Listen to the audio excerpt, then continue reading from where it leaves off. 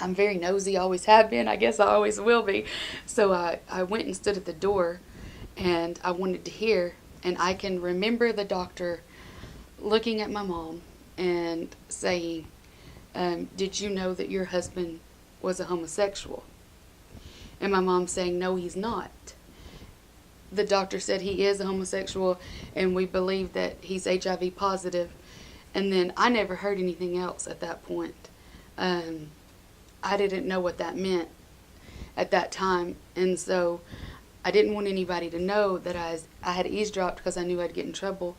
So I slowly started. I went to the library at school and I figured out what HIV was, and I knew what homosexual was because Daddy had preached against it from the pulpit, and that I knew that it was wrong. And then it just spiraled out of control from there. I quit going to school at 14. I wouldn't go to school. I wouldn't get out of bed.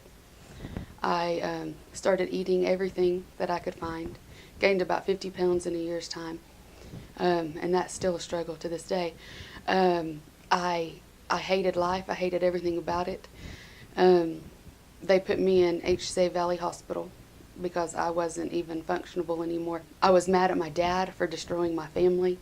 He had taught me it was a sin. He had instilled in me that homosexuality was wrong. He had done that. And now he was trying to get me to justify it.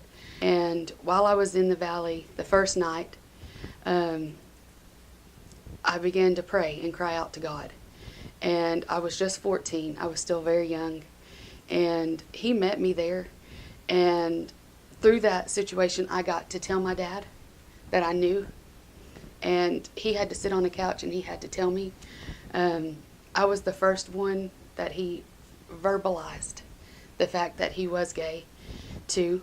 And I even found through all of that so much anger towards my mom, because somehow I needed my mom to be mad at him. I needed to see that she acknowledged that he hurt her. And instead she showed me the love of God.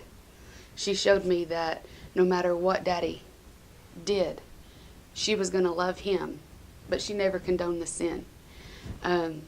He lived that lifestyle until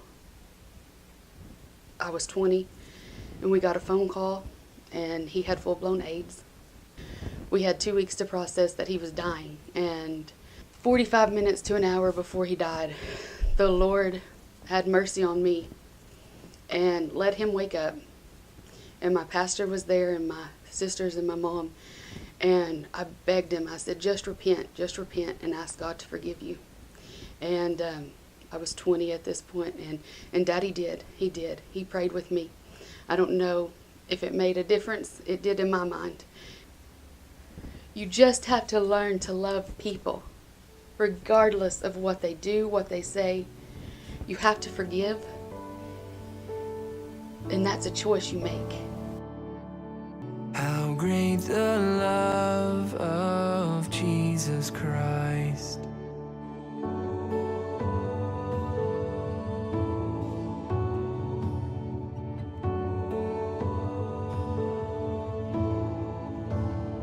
Upon the cross of Calvary, the blood was shed that pardons me.